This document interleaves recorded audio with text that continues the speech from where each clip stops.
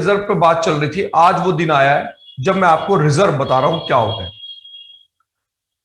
मान लो कि तीन पार्टनर हैं, ए, बी और सी, तीन पार्टनर, और इन्होंने बनाया प्रॉफिट एंड लॉस अकाउंट, और इनको नेट प्रॉफिट हुआ 50 लाख रुपए। अब 50 लाख के प्रॉफिट को ये बांटना चाहते हैं, तो अकाउंट ने कहा सर ये 50 लाख का प्रॉफिट आप इन तीनों में इस अकाउंट में नहीं बांट सकते। तो हमने कहा फिर कहां बांटें? तो उसने कहा कि सर इसके बाद एक और अकाउंट बनता है, उस अकाउंट का नाम है profit and loss appropriation account. Appropriation का मतलब कि प्रॉफिट का जो हिस्सा बांट करना है वो आप इसमें करो, जो पार्टनर्स लेना चाहते हैं। ये नेट प्रॉफिट यहां आ गया 50 लाख रुपए। अब यहां पर पार्टनरशिप एक्ट कहता है कि इस प्रॉफिट में से ले लो, आपको अगर इंटरेस्ट ऑन कैपिटल लेना है, इस प्रॉफिट में से ले लो अगर आपको पार्टनर्स को सैलरी लेनी है। अगर पार्टनर को सैलरी लेनी है तो इस वाले में से ले लो। देखिए साहब, एक सवाल ये उठता है, क्या कभी आप लोगों ने यह बात सोची कि अगर सैलरी एक्सपेंस ही है, जहां डेबिट में हम दिखा रहे हैं, तो हम उसको डेबिट में यहां भी तो दिखा सकते हैं। हम सैलरी को पीएनएल में, पार्टनर की सैलरी को पीएनएल में आखिर डेबिट क्यों नहीं कर रहे? हम इंटरेस्ट ऑन कैपिटल को आखिर पीएनएल में डेबिट क्यों नहीं कर रहे? स्टूडेंट कहते हैं सर आप इसकी वजह, इसका रीजन, इसका लॉजिक समझा सकते हो? तो मैंने कहा यस बेटे, मैं तुझे समझा सकता हूं। समझाओ सर। मैंने कहा देख बेटे बात सुन, हुआ यह था कि धीरे धीरे लॉ बनता है, धीरे धीरे कानून बनते हैं, धीरे धीरे दिमाग चलता है। सवाल पहला यह उठता है कि जब पार्टनर का ही सारा पैसा है, अगर देखा जाए तो पूरा प्रॉफिट किसका है? पार्टनर। तो आखिर ये पार्टनर ऐसी बेवकूफी क्यों दिखा रहे हैं कि सैलरी लेना चाहते हैं? अरे भाई, जिस बिजनेस के आप मालिक हो, जो सारा प्रॉफिट आपका है, ऐसा कौन सा भूत आपके ऊपर सवार हो गया कि आप बोल रहे हो कि सर हमें तो भाई सैलरी चाहिए? अरे आप प्रॉफिट ही ले जाओ, प्रॉफिट में से सैलरी चाहिए। समझ नहीं आई बात। पार्टनर कहते हैं कि हमें अपनी कैपिटल पे इंटरेस्ट चाहिए। अरे भाई, कैपिटल ही तुम्हारी है, अपनी कैपिटल पे आप क्या इंटरेस्ट ले रहे हो? किसी दूसरे का पैसा हो उस पे इंटरेस्ट समझ में आता है, हाँ भाई साहब मैंने उससे उधार लिया है, मैंने उसको ब्याज देना है। आपका बिजनेस, आपकी कैपिटल, आप ही इंटरेस्ट ले रहे हो? बेवकूफी वाली बात है। तो स्टूडेंट कहते हैं सर क्या आप ये राज की बात बता सकते हो, ये हो क्या रहा है? तो मैंने कहा यस बेटे बता सकता हूं, ये क्या हो रहा है। कह रहा बताओ सर। मैंने कहा बेटे हुआ ये कि हमारे यहां एक इनकम टैक्स डिपार्टमेंट होता है, और income tax department net profit के ऊपर टैक्स लगाता है। अब वो जो टैक्स का रेट है वो पार्टनरशिप फर्म के ऊपर 30% होता है, यानी कि 30% टैक्स लगता है। तो हुआ ये कि जब रूल ये पास हुआ, मान लो ये नेट प्रॉफिट है, नेट प्रॉफिट का 30% अगर आप निकालो तो ये अमाउंट 15 लाख रुपए होता है, यानी कि इनकम टैक्स डिपार्टमेंट 15 लाख रुपए का टैक्स मांगता है। तो बिजनेसमैन ने यह सोचा कि भाई ऐसे तो हम बर्बाद हो जाएंगे, साले पार्टी के पास मेहनत हम करें, फैक्ट्री हम जाएं, लेबर कस्टमर से पैसे हम निकलवाएं, माल बेचने के लिए घंटों हम खड़े रहें कस्टमर के पास, और इतनी मेहनत करके हम पैसा कमाते हैं, उसमें 30%, 30% इनकम टैक्स डिपार्टमेंट टैक्स ले लेता है। ये एक माइनस पॉइंट है। हालांकि मैं भी इससे सेटिस्फाई नहीं हूं कि हमारी गवर्नमेंट ने इनकम टैक्स के रेट हायर रखे हुए, तो बहुत हायर रखे हुए। पूरे वर्ल्ड में सबसे highest income tax rate India के है, और यह बात भी सच है कि पूरे वर्ल्ड में इनकम टैक्स से होने वाली इनकम इंडिया की सबसे कम। तो क्यों कम है? क्योंकि रेट ही इतने हाई है, तभी हमारे इंडिया में लोग टैक्स की चोरी करते हैं। तो बिजनेसमैन ने यह दिमाग लगाया कि भाई एक काम करो कि क्यों ना हम नेट प्रॉफिट को कम करें। तो नेट प्रॉफिट को कैसे कम करें? तो पार्टनर ने यह कहा जी हम तो सैलरी लेंगे, और उन्होंने एक रूल का मिसयूज किया, जो रूल आपने 11th में पढ़ा होगा कि बिजनेस को अकाउंट अलग मानता है और ओनर को अलग मानता है, जिसका नाम था सेपरेट एंटिटी कंसेप्ट। क्या ये रूल मेरे बच्चों ने पढ़ा है? पढ़ा नहीं होगा तो सुना तो जरूर होगा। अगर पढ़ा नहीं है तो सुना जरूर होगा कि ये बात बिल्कुल सच है कि ओनर को सेपरेट पर्सन माना जाता है और बिजनेस को सेपरेट, और हम account separate business point of view से लिखते हैं। इसी रूल का पार्टनर ने मिसयूज किया और उन्होंने कहा कि देखो जी, हम तो बिजनेस, हम तो अलग हैं, हम तो इस बिजनेस के यहां ए एंड एसोसिएट्स के यहां पर नौकरी करते हैं जी, पार्टनर है तो क्या, पर आप ही का अकाउंट कहता है कि पार्टनर अलग होते हैं और फर्म अलग होती है, तो सर जी हमें इस फर्म से सैलरी चाहिए, ये हमसे काम करवाती है। अगर फर्म किसी से लोन लेती है तो उसे इंटरेस्ट देती है, हमने इसको कैपिटल दिया है, हमें भी इस पे इंटरेस्ट चाहिए जी। दरअसल चाहिए कुछ नहीं था, सिर्फ पार्टनर यह साबित करने में लगे हुए थे कि सैलरी एक्सपेंस माना जाएगा फर्म का, इंटरेस्ट ऑन कैपिटल फर्म का एक्सपेंस माना जाएगा, और ये लोग जानबूझ के एक्सपेंस दिखाते थे, और वो एक्सपेंस इसलिए दिखाते थे ताकि नेट प्रॉफिट कम हो जाए, और नेट प्रॉफिट कम हो गया तो टैक्स भी कम देना पड़ेगा। ये बैकग्राउंड है एक अजीब सी नोटंकी की कि पार्टनर क्या चाहते हैं। उसी टाइम पे गवर्नमेंट की निगाह इस रूल पे पड़ी और गवर्नमेंट ने देखा ये हो क्या रहा है। इनकम टैक्स डिपार्टमेंट ने भी देखा ये क्या हो रहा है भाई, पार्टनर सैलरी ले रहे हैं, ये इंटरेस्ट ऑन कैपिटल ले रहे हैं, ये कमीशन ले रहे हैं, ये बोनस ले रहे हैं, ये तो खर्चे पे खर्चे दिखाए जा रहे हैं, और ये ऐसे खर्चे दिखा के नेट प्रॉफिट को कम कर रहे हैं ताकि इन्हें टैक्स कम देना पड़े। उसी समय पार्टनरशिप एक्ट में चेंजेस किए गए और चेंजेस करके तब यह रूल पास हुआ कि अगर पार्टनर्स को प्रॉफिट बांटने का इतना ही शौक है, अगर पार्टनर्स को सैलरी लेने का इतना ही शौक है, अगर पार्टनर्स को अपनी कैपिटल पे इंटरेस्ट लेने का इतना ही शौक है, तो वो P&L अकाउंट में नहीं दिखा सकते साहब, वो ये सब चीजें कौन से अकाउंट में दिखाएंगे? P&L एप्रोप्रिएशन अकाउंट में दिखाएंगे। अब आपको समझ में आई होगी बात कि वो डिस्ट्रीब्यूशन यहां क्यों नहीं होता। मैं सिर्फ आपसे एक छोटा सा सवाल पूछूंगा, सारी क्लास मुझे एक बार में जवाब दे देना। अगर एग्जामिनर तुमसे यह पूछ ले कि बेटा यहां जो प्रॉफिट आता है वो प्रॉफिट बिफोर टैक्स आता है या वो प्रॉफिट आफ्टर टैक्स आता है, तो क्या जवाब दोगे? Before tax. आफ्टर टैक्स आता है बेवकूफो। टैक्स, इनकम टैक्स डिपार्टमेंट पहले इस पे टैक्स लेने के बाद जो प्रॉफिट बचा है वो प्रॉफिट यहां डिस्ट्रीब्यूट होता है, और इस अब पार्टनरशिप कहता है अब इसमें से ले लो जो लेना है आप। इनकम टैक्स डिपार्टमेंट यही तो चाहता था कि मेरे को मेरे प्रॉफिट पे पहले टैक्स मिल जाए, टैक्स मिलने के बाद जो बचे उसमें से आप इंटरेस्ट ऑन कैपिटल लो, आप उसमें से सैलरी लो, मुझे कोई ऑब्जेक्शन नहीं। इसलिए सबसे बढ़िया बात समझ लो कि ये जो प्रॉफिट यहां पर आता है ये प्रॉफिट आफ्टर टैक्स होता है, यानी कि टैक्स देने के बाद जो प्रॉफिट बचा वो दिखाओ। इसीलिए हमें इंटरेस्ट ऑन कैपिटल यहां दिखाना अलाउड नहीं होता, इसीलिए हम सैलरी पार्टनर की यहां नहीं दिखा सकते, इसलिए कमीशन पार्टनर की यहां नहीं दिखा सकते। क्यों नहीं दिखा सकते? अब ये लॉजिक क्लियर हुआ आपको? चलो नहीं हुआ क्लियर तो कोई बात नहीं, यस सर, मैंने समझाने की कोशिश की है, लेकिन कोई बात नहीं। वैसे तो आप पहला चैप्टर में पढ़ ही चुके हो कि पार्टनर की सारी यहां पे चीजें आती हैं। वजह मेरे को बताना, एक बार मेरे को बड़ा मजा आता है, बताना चाहिए बच्चों को।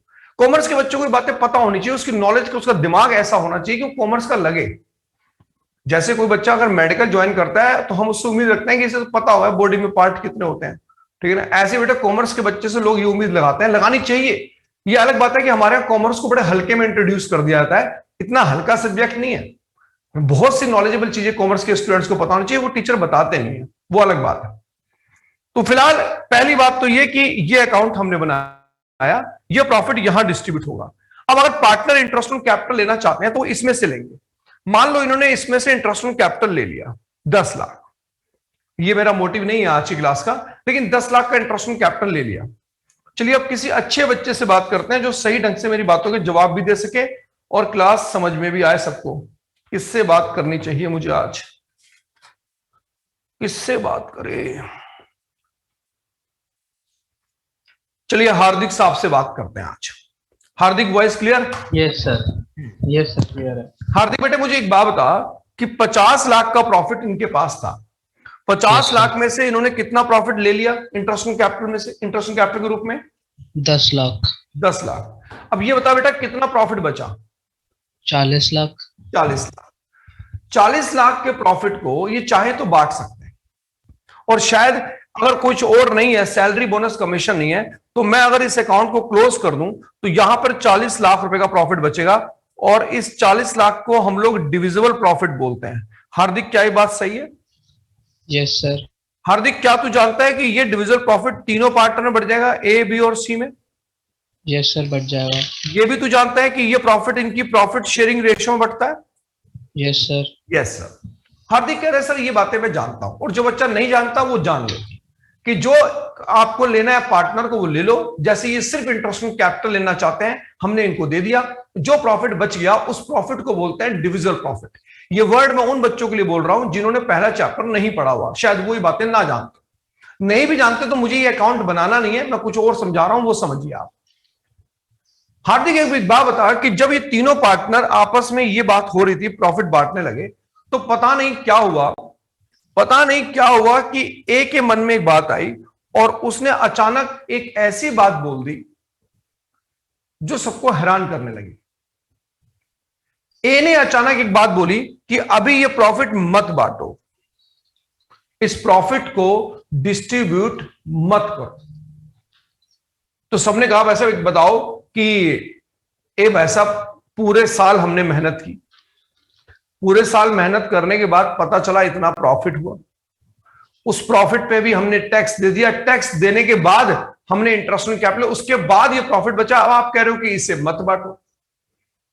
भाई क्या प्रॉब्लम हो गई, अब तो बांटने दो। तो ए ने कहा भाई मेरी एक बात सुन लो, उसके बाद मुझे कोई दिक्कत नहीं। हमने कहा बोलो। कह रहे देखो भाई मैं फैक्ट्री चलाता हूं, हम सब मिलके फैक्ट्री चलाते हैं, ए बी सी तीनों पार्टनर मिलके फैक्ट्री चलाते हैं। अब ए ये कह रहा है कि सर फैक्ट्री तो चल रही है लेकिन हमारे यहां वर्कर काम करते हैं, और मुझे इस बात की टेंशन होती है कि वर्कर को काम करते करते कहीं किसी वर्कर को चोट लग गई, ऑफिस आवर्स में ड्यूटी के टाइम पे किसी वर्कर को बुखार आ गया या कोई उसे मेडिकल प्रॉब्लम हो गई। तो लेबर एक्ट ये कहता है कि ऑफिस आवर्स के अंदर अगर किसी वर्कर की कोई मेडिकली प्रॉब्लम होती है तो उसका मेडिकल एक्सपेंसेस सारा ओनर करेगा, ऐसा लेबर एक्ट में लिखा है। भले आप करो या ना करो वो बात की बात है, हमारे इंडिया में बहुत कुछ होता है, लेकिन कह रहे सर कानूनन और उसूलन तो यही कहा जाता है कि जिस जगह आप काम करते हैं, फैक्ट्री में काम करते हुए अगर आपको चोट लग गई तो उसमें मेडिकल ट्रीटमेंट ओनर को करानी चाहिए, इंसानियत भी यही कहती है। तो ए ये कहता है कि अगर हमने ये प्रॉफिट 40 लाख का आपस में बांट लिया तो ये हमारे हिस्से का प्रॉफिट है। हो सकता है हम अपने हिस्से का प्रॉफिट बिजनेस में रखें, हो सकता है हम इसको निकाल के घर ले जाएं। तो अगर एक बार हम पैसा निकाल के घर ले गए और भगवान ना करे कल को किसी वर्कर को चोट लग गई और उसका इलाज कराना पड़ गया, उसको 2 लाख रुपए का खर्चा आया, वो 2 लाख रुपए हमें उस समय बहुत चुभेंगे। अब हम अपने घर से लाके उसका इलाज कराएं या बिजनेस से पैसा निकाल के अगर उसका इलाज कराएंगे तो कहीं दिल में ये बात जरूर आएगी, ओह यार बिजनेस में चूना लग गया, और पैसा अरेंज करने की टेंशन भी होगी। पता नहीं वो मूवमेंट कैसा हो, उस समय पे 2 लाख रुपए क्या पता बहुत बड़ी बात लगे। बिजनेसमैन के साथ ऐसे ही होता है, नहीं लगा तो करोड़ की इनकम भी इनका उससे ज्यादा नहीं लगता करोड़ का अमाउंट, और लगता है तो कभी कभी 50,000 रुपए के लिए बिदक जाता है वो। तो एक कह रहे हैं मेरा दिमाग ये कहता है कि आज हमें प्रॉफिट है तो हम क्यों ना कुछ इस प्रॉफिट में से निकाल के पैसा अलग जोड़े। क्यों जोड़े? ताकि कल को किसी वर्कर को चोट लगे तो हमें टेंशन ना, हम ये पहले से मान के चले कि हाँ हमने इनके लिए पैसा बचा के रखा था, उसमें से पैसा निकाल के इनका इलाज करा देंगे, अपना बिजनेस मस्त चल रहा है, बिजनेस का पैसा कम नहीं होगा। और ये बात कहता है कि मैं चाहता हूं कि इस 40 लाख में से 5 लाख रुपए निकाल के अलग से जोड़ो भाई, ताकि किसी वर्कर को चोट लगे तो इसमें से उसका इलाज हो जाए, फैक्ट्री की टेंशन नहीं होनी चाहिए।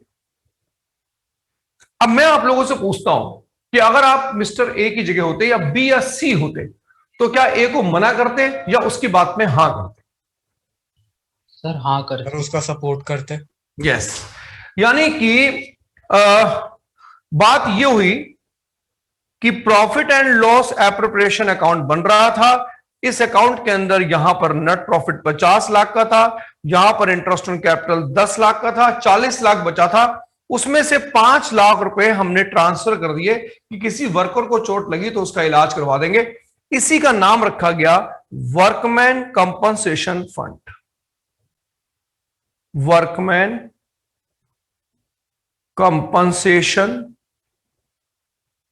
फंड। एक नया नाम आपकी डिक्शनरी में आ जा रहा है और ये नाम अब आपके पीछे पड़ा रहेगा हर चैप्टर में। कोई बच्चा बार बार मुझसे ना पूछे कि what is workman compensation fund, फिर तो मैं बोलूंगा हाँ बस ऐसे ही होता है, चोट लग गई बच्चों को बनाया गया, खत्म बात। डिटेल में आज बात हो रही है कि आखिर ये रिजर्व होते क्या है।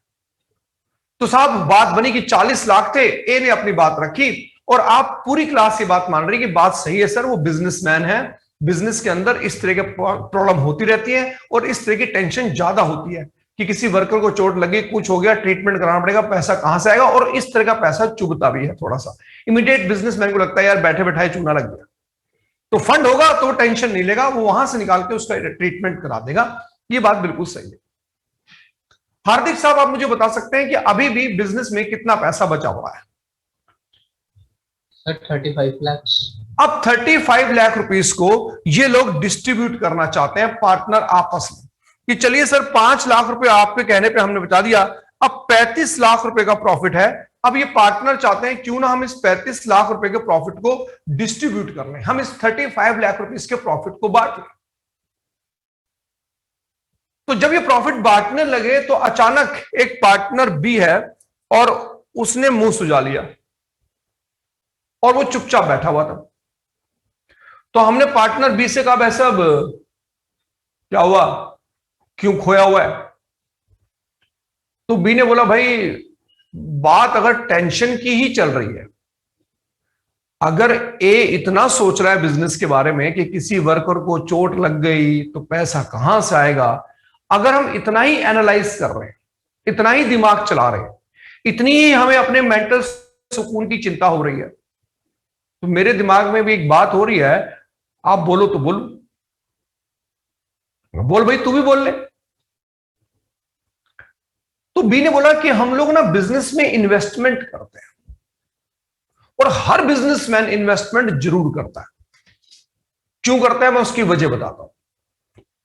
बिजनेस का एक ही माइनस पॉइंट है और वो माइनस पॉइंट ये होता है कि बिजनेस में ना एक फिक्स अमाउंट फ्लो में नहीं आता। अगर कोई बिजनेस करता है और वो बोले कि 3 लाख रुपए हर महीने आते हैं, ऐसा नहीं होता। आने को कई बार 25 लाख आ जाएगा एक साथ, और नहीं आया तो कई बार 2-2, 3-3 महीने नहीं आता।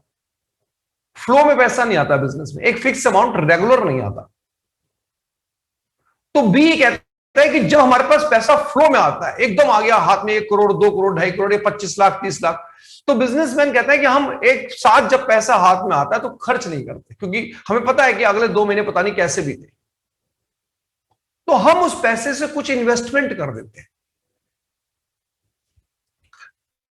आखिर ये इन्वेस्टमेंट होती कैसी है? कह रहे देखो सर, इन्वेस्टमेंट का एक तरीका यह भी होता है कि हम प्रॉपर्टी खरीद के डालते हैं पैसा फालतू, तो हमारे पास, हम अपना बिजनेस तो कर ही रहे हैं, जो हम प्रोडक्ट बना के बेच रहे हैं वो तो हम कर ही रहे हैं, पर हमने पास पैसा फालतू आया, हमने उठा के नोएडा में प्रॉपर्टी खरीद के डाल दी। This is called investment. अब किसी ने कहा वैसे अब नोएडा में प्रॉपर्टी मत है, तो रिस्की प्रॉपर्टी हो जाएगी, वहां का ऐसे ही है। तो हमने कहा फिर कहां पैसा इन्वेस्ट करें? तो किसी ने बोला वैसा गोल्ड में पैसा इन्वेस्ट कर दो, गोल्ड का रेट हायर जा रहा है आजकल। तो हमने कहा अच्छा गोल्ड में इन्वेस्ट कर देते हैं।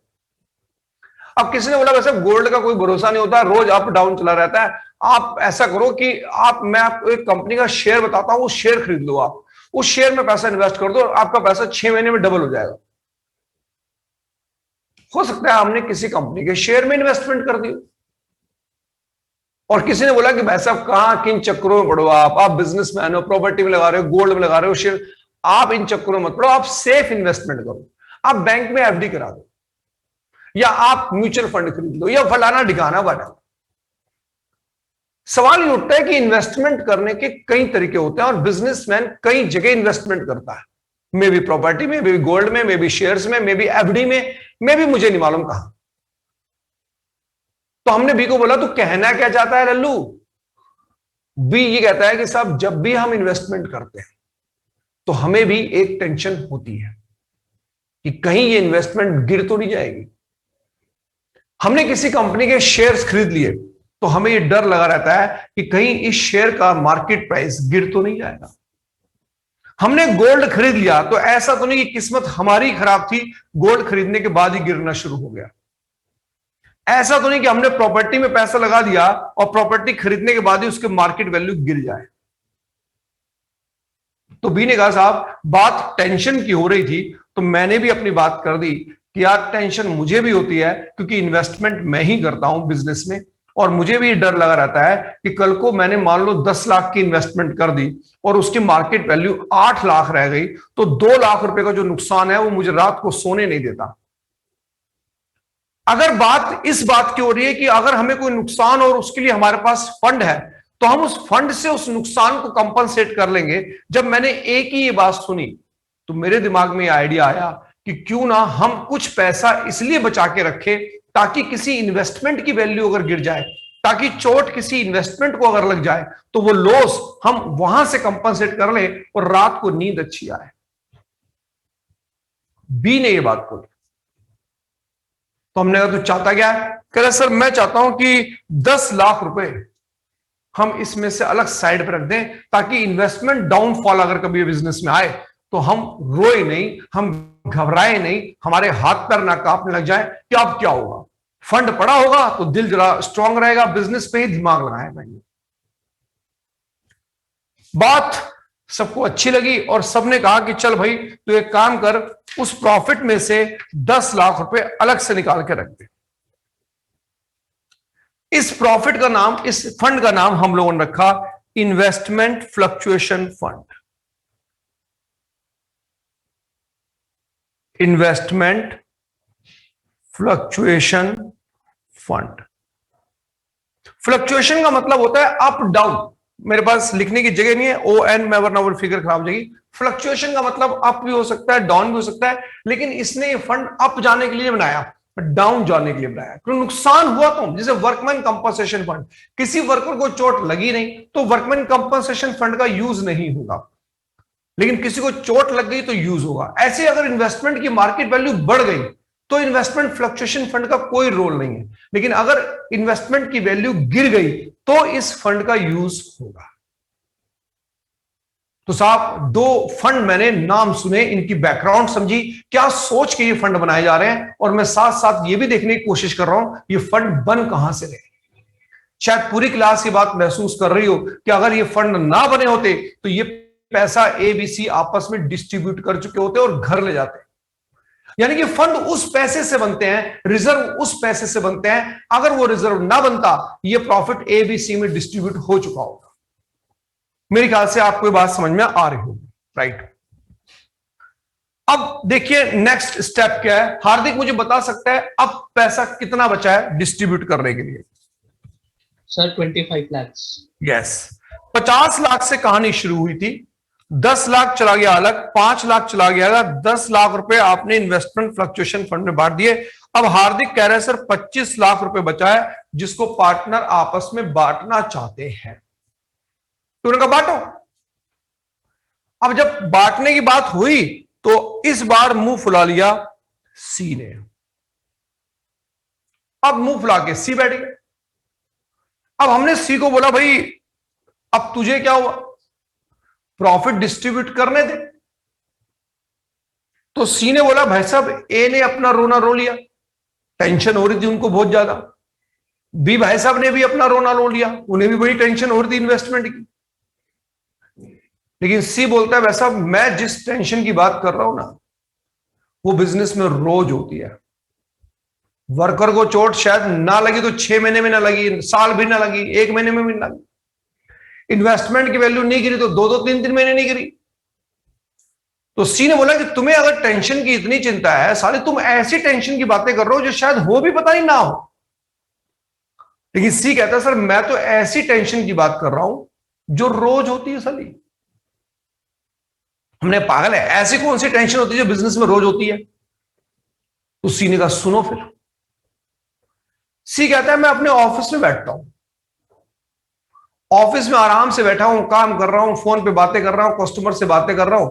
अचानक पियोन आया और पियोन ने बोला बाबूजी कोई मिलने आया आपसे। हमने कहा अंदर भेज दो। हाँ जी बताइए। कह रहे सर मैं GST ऑफिसर हूं आपके एरिया का, जहां से निकल रहा था सोचा आपसे मिलता चलो, आपके हाल चाल पूछो, एक एक कप चाय हो जाए। मुझे ये बताओ, खाली एक कप चाय पी के जाएगा? चाय पानी क्या वो आपके हालचाल पूछने आया है? सर, कुछ खाकर भी जाएगा। अब बिजनेसमैन सी कहता है कि देखो ये टेंशन रोज होती, कभी जीएसटी ऑफिसर आ जाएगा, कभी इनकम टैक्स ऑफिसर आता है, कभी आजकल ये फायर एक्सटेंशन वाले आते हैं, कभी कोई आता है, कभी कोई आता है, रोज कोई ना कोई आके ऐसे बैठा रहता है। अब वो कहता है कि देखो साहब एक और नहीं टेंशन सुनो आप। हमने कहा बताओ क्या कहना चाहते हो? कह रहा है मैंने फैक्ट्री में बैठा हूं, ट्रक में माल लोड करवा दिया, ड्राइवर ट्रक लेके निकल गया, सड़क पे जा रहा है, पुलिस वाले ने हाथ दे दिया। आप लोग इंडियन हो, सोच समझ के बताना, अगर पुलिस वाले ने हाथ दे दिया तो चाहे पूरे पेपर हो, सब कुछ हो, चाय पानी चलेगा क्या? जेब में दो यार सर, हाथ गरम करना थोड़ा पड़ेगा। बहुत तो होता ही होता है सर, वो तो क्या ये टेंशन बिजनेसमैन को कभी कभी होती है या रोज होती है? रोज की सर, रोज ही होती है। वो यही बात कहता है, सी कहता है तुमने अपने अपने रोने लो लिए सालो, कि तुम कह रहे हो कि मैंने वर्कमैन कंपनसेशन फंड इन्वेस्टमेंट लिया, ये क्या है? ये तो कुछ भी नहीं है। मैं तो रोज झेलता हूं ये चीजें, मुझे रोज टेंशन होती है भाई यार, अब उसने गाड़ी पकड़ ली, 10,000 रुपये उसे देने पड़ेंगे, अब ये इनकम टैक्स ऑफिसर आके बैठ गया, 2-4 हजार रुपये ये लेके जाएगा। तो कह रहे ये तो रोज की बात है मेरे लिए। तो कह रहा तो क्या तुम्हें अपनी टेंशन की चिंता, तो मेरी भी चिंता करो, 10 लाख रुपए और निकाल के रख दो साइड पे। हमने किस काम के लिए? कह रहा काम मुझे नहीं पता किस काम के लिए, ऐसे पता नहीं 36 काम होते हैं जिनकी रोज मुझे टेंशन होती है। पर बात सी की जेन्युइन थी, इसीलिए इन्होंने 10 लाख रुपए और निकाल के रख दिया। और साहब इस 10 लाख रुपए का नाम रखा गया जनरल रिजर्व। इस 10 लाख रुपए का नाम रखा गया जनरल रिजर्व। अब शायद आपको समझ में आए कि इसका नाम जनरल क्यों पड़ा। तीसरा पर्पस नहीं पता हमें, हम ये नहीं कह सकते कि ये पैसा हमने इसलिए बचा के रखा है। कर सर बिजनेस में पता नहीं ऐसी कितनी बातें हैं जिनको हम डिफाइन भी नहीं कर सकते। अब सर हम ये थोड़ा कह सकते हैं कि जीएसटी ऑफिसर फंड, कि जीएसटी ऑफिसर को, या हम बोले ट्रैफिक पुलिस फंड, सर ऐसे नाम थोड़ा रख सकते हैं हम। तो हमने कुछ ऐसा फंड बना लिया कि जो इस तरह के हमें झटके लगते हैं, इस तरह की हमें चोटें लगती हैं, उनको भी कंपनसेट करने के लिए पैसा होना चाहिए। जनरल रिजर्व नाम रखा गया। हार्दिक साहब बता सकते हो कितना पैसा बचा? सर 15 लाख। 15 लाख रुपए बचा है। 15 लाख रुपए को भी बांटने का मन कर रहा है। अब हम तीनों की तरफ देख रहे हैं। हाँ भाई ए कुछ बोलना है? ये कहते हैं। हमने कहा बी कुछ बोलना है, सी कुछ बोलना है, बांट दे, कह रहे नहीं। हमने अब क्या प्रॉब्लम है? अब तो तुमने अपनी अपनी टेंशन के नाम से रिजर्व बना लिए भाई, अब तो बांटने दो। तो कहते हैं कि यार मत बांटो सर प्लीज, एक काम करो 10 लाख बांट लो। बहुत बढ़िया बात बोलूंगा और एक एग्जांपल दूंगा, शायद आप मान लो, शायद मान लो, शायद ना मानो, पता नहीं। सपोज करो कि आपके पापा के पास 2 लाख रुपए की इनकम मंथली आती है, सपोज एनालाइज करते हैं, और 2 लाख रुपए में से आपके पापा ने क्या करते हैं कि हर महीने आपकी भाई जो आपकी पढ़ाई पे खर्चा होता है निकालते हैं, जो आटा दाल चीनी लाना है, स्कूल की फीस, रिश्तेदारी में पैसे देने, इलेक्ट्रिसिटी बिल, टेलीफोन बिल, दूध वाले का बिल, बिजली का, सब कुछ निकालने के बाद मान लीजिए कि 2 लाख में से आपके 1 लाख रुपए खर्च हो गए। सारे खर्चे पूरे होने के बाद भी अभी पापा के पास बचे 1 लाख रुपए, और आप अपने पापा को कह रहे हो कि पापा ऐश करते हैं, सारे पैसे खर्च कर देते हैं, पार्टी करेंगे दबा के, अब तो सारे खर्चे महीने के पूरे हो गए, अगले महीने फिर 2 लाख आएंगे, 1 लाख निकाल देना, सब खर्च कर देते हैं पापा, प्लीज सब खर्च कर दो, चलो घूमने चलते हैं कहीं। एक सवाल पूछूंगा आपसे कि आपके पापा बिल्कुल अपने आप को जीरो करना पसंद करेंगे? No no sir sir. अब आप अपने पापा से ये पूछ रहे हो कि पापा क्यों बचाना चाहते हो पैसे? सारे खर्चे तो पूरे कर दिए आपने इस महीने के, अब तो इस महीने ऐश करने दो। Sir emergency. अब आप ये नहीं कह सकते कि पापा पैसे क्यों बचाना चाहते हैं, लेकिन ये कंफर्म है कि पापा का मन नहीं कर रहा खर्च करने का, पापा का मन नहीं कर रहा कि ये पैसा विड्रॉ कर लिया जाए, यानी कि बच्चों में खर्च किया जाए। कुछ वो भी बचाना चाह रहे हैं कि बाद में देखेंगे क्यों, हमने क्यों, बताओ क्यों नहीं खर्च कर रहे, बताओ हमें जवाब चाहिए। हो सकता थप्पड़ ही पड़ जाए, चल साले जवाब चाहिए, वो कह रहे मैं नहीं खर्च कर रहा। ऐसे ही कुछ अजीब सी बात हो रही है कि पार्टनर ने एक बड़ी अजीब बात बोली, देखना कितनी बढ़िया बात समझा रहा हूं। कह रहा है सर पार्टनर ने इसमें से 9 लाख रुपए डिस्ट्रीब्यूट कर लिया, डिविजिबल प्रॉफिट कितना बांट लिया, ए बी सी ने, बताओ कितना पैसा डिस्ट्रीब्यूट कर लिया, 9 लाख। कितना पैसा बचा हार्दिक? 6 लाख। आज पूरी क्लास को जान के हैरानी होगी, इसको बोलते हैं बैलेंस कैरिड डाउन। ये बैलेंस बचता है P&L एप्रोप्रिएशन अकाउंट में, जो चैप्टर 1 ने आपको नहीं पढ़ाया। क्या है ये 6 लाख? अरे बांट के खत्म करते। कह रहा सर अगर बांट के खत्म करने वाली बात है तो पापा वाला एग्जांपल सेट कर दो, क्योंकि अगर पापा फैमिली है तो बिजनेस भी एक फैमिली होती है। बिजनेसमैन भी बात कहता है कभी कभी मेरा दिमाग काम नहीं करता साला कि ये प्रॉफिट बांटो मत, डर लग रहा है। क्यों कर, क्यों का जवाब नहीं है हमारे पास, जैसे आपके पापा के पास नहीं। पापा से पूछा कि सारे खर्चे तो आपने सेपरेट कर दिया, बांटते क्यों नहीं सेव? पर पापा नहीं बांट रहे, रीजन कुछ नहीं, रीजन कोई नहीं है जिसका, कह रहे बस सेफ्टी है। वर्क मैंने आपने निकाल दिया, सब निकाल दिया, कह रहे सर अभी बस पता नहीं क्यों, पर ठीक। आपको ये जान के हैरानी होगी कि जो हम यहां पर बैलेंस शीट बनाएंगे, आप लोगों को याद होगा कि बैलेंस शीट के अंदर मैंने कल आपको रिजर्व एंड सरप्लस के कुछ नाम लिखवाए थे। कैसे नाम याद है? वर्कमैन कंपनसेशन फंड लिखवाया था। अरे बेवकूफो, याद है कि नहीं? Yes sir yes sir. यहां मैंने आपको इन्वेस्टमेंट फ्लक्चुएशन फंड लिखवाया था। Yes sir. यहां मैंने आपको जनरल रिजर्व लिखवाया था। Yes sir. एक तो नलायकों को पढ़ाने का ये बड़ा घाटा, सारे बोलते नहीं है, मतलब याद भी आ रहा है कि नहीं आ रहा है इनको। कल मैंने एक बैलेंस शीट बनवाई थी, देखो उसमें लिखवाया था कि लिखवाया था सर? यस सर लिखवाया था। आपको याद है? एक मैंने P&L लिखवाया था। जानते हो P&L क्या होता है? वो P&L ये होता है बचा हुआ प्रॉफिट। दरअसल इसका सही नाम P&L एप्रोप्रिएशन अकाउंट होना चाहिए। जो मैंने अभी अपने एग्जांपल में 6 लाख लिखा हुआ है, वो ये होना कि जिसे पार्टनर ने बांटा ही नहीं, P&L में छोड़ दिया। पर हमारी बुक की प्रैक्टिस 12th क्लास में है तो जो मर्जी चलता रहता है, 12th में P&L लिख देते हैं ये लोग। तो ठीक है, मैंने अपने बच्चों को समझा दिया कि P&L लिख देते हैं, अच्छी बात है, पर ये P&L एप्रोप्रिएशन भी लिख दिया तो घबरा मत जाइए, क्योंकि ओरिजिनल तो P&L एप्रोप्रिएशन ही होता है वो। और कई सैंपल पेपर जब आप देखोगे तो उसमें P&L एप्रोप्रिएशन ही लिखा हुआ है। तो ये बच्चा सोचता है कि ये P&L होता क्या है, P&L होता क्या है। अब समझ में आएगा कि P&L होता क्या। हालांकि स्टूडेंट ये भी कहता है कि सर आपने 2 नाम और लिखवाए थे। मैंने कहा हाँ, वो 2 नाम ऐसे हैं, एक मैंने लिखवाया था रिजर्व फॉर कॉन्टीजेंसीज।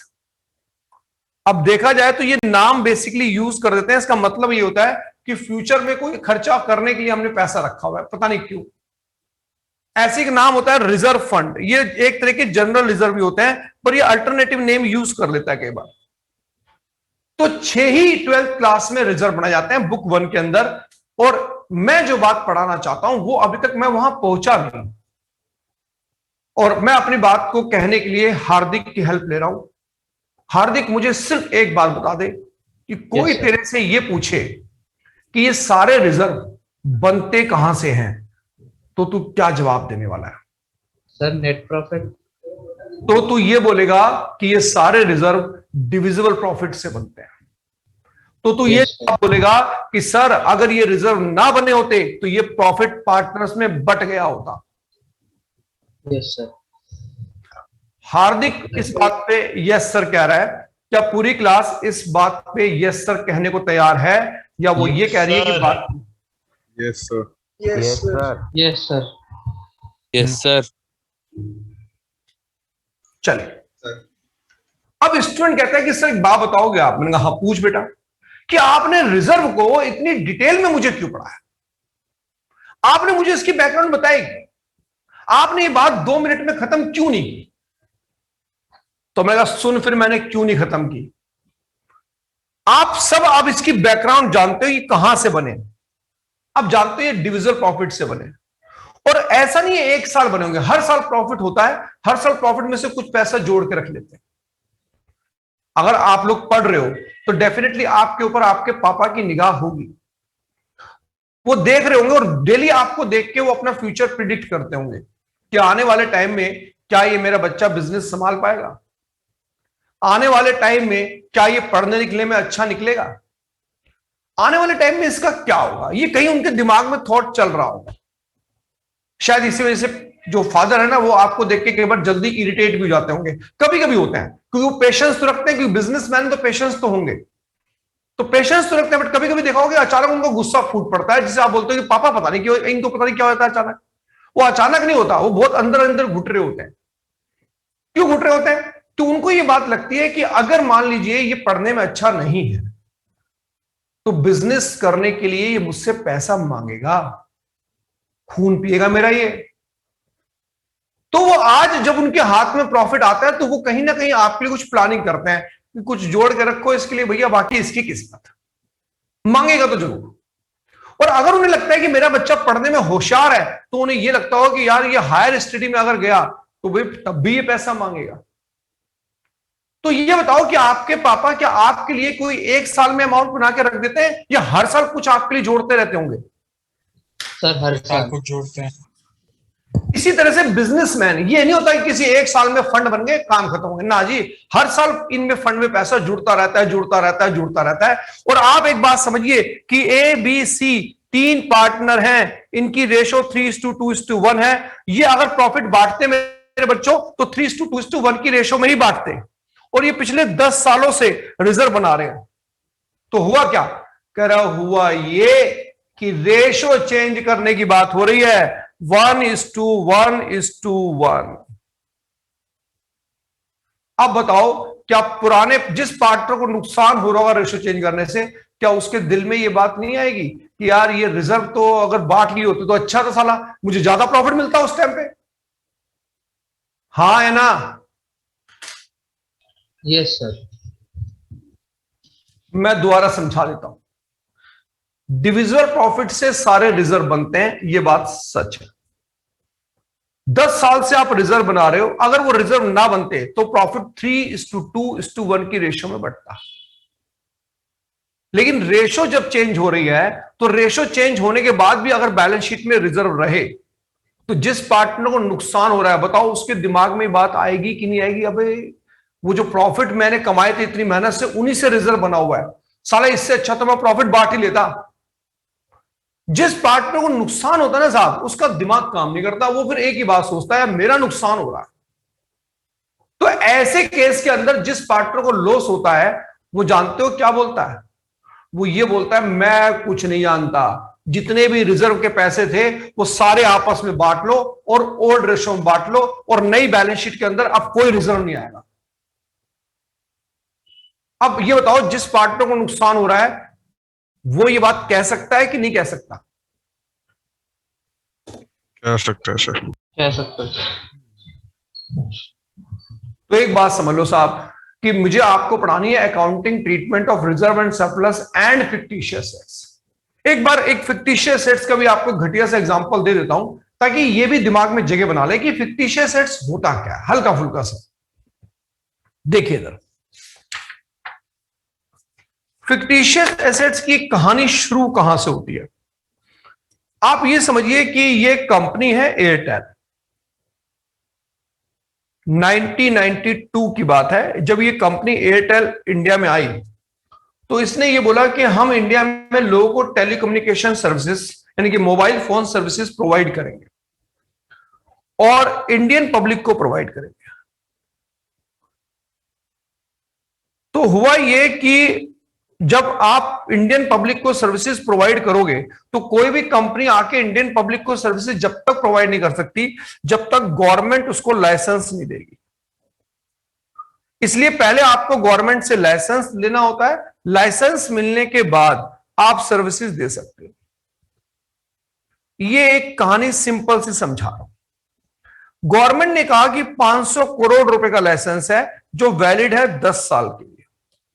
जैसे आप लोग ड्राइविंग लाइसेंस लेते हो तो उसमें लिखा होता है कि वैलिड फॉर 5 ईयर। ये ड्राइविंग लाइसेंस 5 साल के लिए वैलिड है, या 20 साल के लिए वैलिड है, या 10 साल के लिए वैलिड है। उसके बाद क्या आप ड्राइविंग भूल जाते हो कि दोबारा लाइसेंस लेना पड़ेगा? नहीं, गवर्नमेंट को उसमें मिलती है फीस।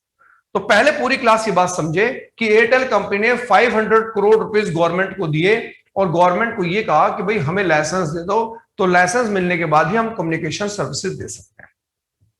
लाइसेंस मिल गया। जब एयरटेल कंपनी ने वो लाइसेंस पे 500 करोड़ रुपए की पेमेंट कर दी, तो एयरटेल कंपनी ने अपने अकाउंटेंट से ये पूछा कि पीएनएल में इसे खर्चा दिखाना है या इसे बैलेंस शीट में दिखाना है। तो अकाउंट डिपार्टमेंट ने ये कहा कि सर पीएनएल में हम वो खर्चे दिखाते हैं जो बार बार करने पड़ते हैं, जो रिवेन्यू नेचर के होते हैं, और जो खर्चे हम कभी कभी करते हैं हमारे यहां उसको एसेट्स माना जाता है। तो आप मुझे बता सकते हो कि जो मैंने लाइसेंस फीस दी है, टेलीकम्युनिकेशन लाइसेंस फीस दी है, ये रिवेन्यू नेचर है या कैपिटल नेचर? इसीलिए टेलीकम्युनिकेशन लाइसेंस फीस को 500 करोड़ को हमने एसेट्स में दिखा दिया। अब एयरटेल कंपनी ने ये कहा कि क्योंकि हमने इतना मोटा अमाउंट गवर्नमेंट को पे किया है तो हमारे पास बिजनेस में कैपिटल है नहीं इतनी। तो एयरटेल कंपनी ने बैंक से कम्युनिकेट किया और बैंक को ये बोला कि क्या आप हमें लोन दे सकते हो? तो बैंक ने बोला हाँ, कितने का लोन चाहिए? उन्होंने कहा सर हमें 300 करोड़ का लोन चाहिए। तो बैंक ने कहा सर आपके पास अगर एसेट्स है तो मैं एसेट्स गिरवी रख के आपको लोन देने को तैयार। एयरटेल कंपनी ने बोला हाँ, हमारी बैलेंस शीट में 500 करोड़ की एसेट्स है। तो बैंक ने कहा ओके। जब नेक्स्ट डे कंपनी बैंक के पास पहुंची और उन्होंने कहा सर ये रही एसेट्स, तो बैंक ने कहा ये क्या है? ये तो कागज के टुकड़े पे लिखा हुआ एक लाइसेंस है सर, सॉरी हम इसे एसेट्स नहीं मानते। अकाउंटेंसी की दुनिया में खलबली मच गई कि साहब एक्सपेंडिचर अकाउंट वाले नहीं मान रहे, बैंक इसको एसेट्स नहीं मान रहा, तो ये नोटंकी क्या हो रही है, आप खुद ही सॉल्व लो। तो साहब उस समय एक वर्ड क्रिएट किया गया, दिस इज फिक्टिशियस एसेट्स, कि एक तरह का ये खर्चा ही है, पर ये खर्चा क्योंकि आपने कंसोलिडेट अमाउंट में कर दिया, ये बार बार नहीं होने वाला, लेकिन हम इसको एसेट्स की डेफिनेशन में नहीं रख सकते वरना हमें लोन सैंक्शन करना पड़ जाएगा। तो इसको नाम दिया गया फिक्टिशियस एसेट्स। यानी कि फिक्टिशियस एसेट्स का मतलब होता है कि बड़ी मजबूरी में हमने इसको एसेट्स में दिखाया है, वरना एक तरह से ये बिजनेस का एक्सपेंस ही होता है। जैसे आपने नाम रखा एडवर्टाइजमेंट सस्पेंस अकाउंट, इसका मतलब यह है कि आपने मोटा खर्चा एडवर्टाइजमेंट पे कर दिया होगा जो आप बार बार नहीं करोगे।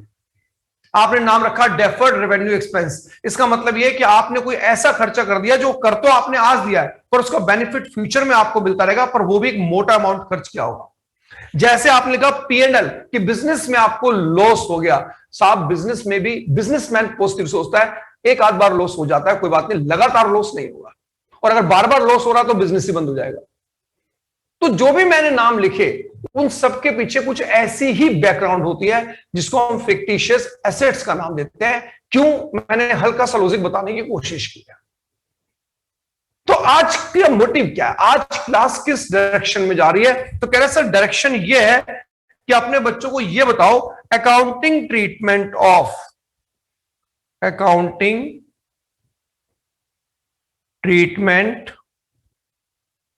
Of reserve and surplus and fictitious assets. ये बताओ सर आप आज बच्चों, accounting treatment of reserve and surplus and fictitious assets. आपको याद होगा कि बैलेंस शीट में टोटल 3 चीजें होती हैं, एक गुडविल, एक एसेट्स एंड आउटसाइडर लायबिलिटी, और तीसरी चीज बची थी reserve and surplus and fictitious assets. मैं उसकी अकाउंटिंग ट्रीटमेंट अब आपको समझा रहा हूं, पर मेरे स्टार्ट होने से पहले अगर कोई स्टूडेंट कहता है कि सर मुझे कुछ पूछना है, तो पहले वो अपना पॉइंट रेस करे। सर मुझे इससे रिलेटेड नहीं पूछना है, वो कल की क्लास का थोड़ा सा पूछना है। आप पूछो सर, बेटा। जो लास्ट क्लास में क्वेश्चन हुआ था इसके एसेट्स और आउटसाइडर लायबिलिटी के लिए, उसके अंदर ये पार्टनर्स कैपिटल और रिवाइज बैलेंस शीट नहीं बनी थी, उसमें भी बननी चाहिए थी। किसमें? जो लास्ट क्लास में क्वेश्चन हुआ था हाँ, उसमें बननी चाहिए थी, पार्टनर्स कैपिटल अकाउंट बनने चाहिए थे, वो बनते भी हैं। जब तक पार्टनर का कैपिटल अकाउंट बनेगा नहीं तब तक रिवाइज बैलेंस शीट बना ही नहीं पाओगे आप। मैंने लास्ट क्लास के क्वेश्चन में सिर्फ रिवैल्यूएशन अकाउंट पे फोकस कर लिया होगा। यस और नो? Yes sir. कोई बात नहीं। अभी आपको क्या लगता है कि रिजर्व सरप्लस पढ़ाने के बाद चुप बैठ जाएगा वो, फिर बैलेंस शीट वाला क्वेश्चन खींच के ले आएगा, फिर आपको सब बनाने पड़ जाएंगे। Any other objection? सर तो रिजर्व फॉर कॉन्टीजेंसी होता है, पीएनएल के इक्वल होता है, मतलब सेम होता है वैसे? नहीं, बिल्कुल नहीं, बिल्कुल नहीं। कॉन्टीजेंसीज का मतलब जानते हो आप क्या होता है? कॉन्टीजेंसीज का मतलब होता है कि फ्यूचर इंसिडेंस पे डिपेंड करता है। इसका एक बहुत घटिया एग्जांपल देता हूं, और हमेशा याद रखना, कभी भी कोई आपसे पूछे तो आप इसका यही एग्जांपल सेट करना कि किसी ने कहा वैसा मुझे ना फ्यूचर में लॉस हो सकता है। हमने कहा क्या लॉस हो सकता है? कह रहा वैसे पता नहीं हो, पता ना हो। हमने पागल है क्या? कह रहा नहीं सर मेरी पूरी बात तो सुनो। हमने कहा अच्छा सुना। कह रहा मेरा ना कोर्ट में केस चल रहा है, हार गया तो पैसा देना पड़ेगा, जीत गया तो नहीं देना पड़ेगा। This situation is called contingency. कि साहब पक्का नहीं है, शायद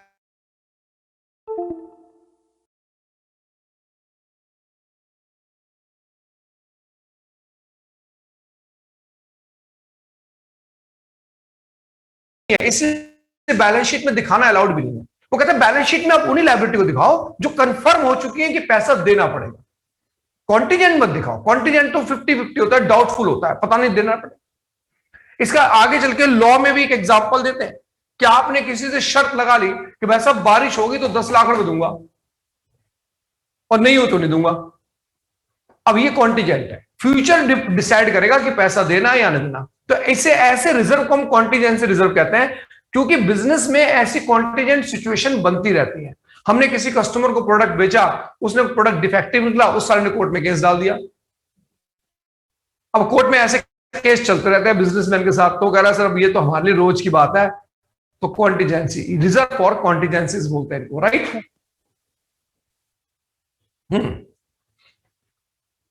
एनी अदर डाउट बेटा? कोई और बच्चा कह रहा है कि सर मेरे मन में भी कुछ है, बता दो तो अच्छा ही है। फिर आज के बाद कोई रिजर्व और इन पे बातें ना करें, क्योंकि आज डिटेल डिस्कशन हो गया है इसकी।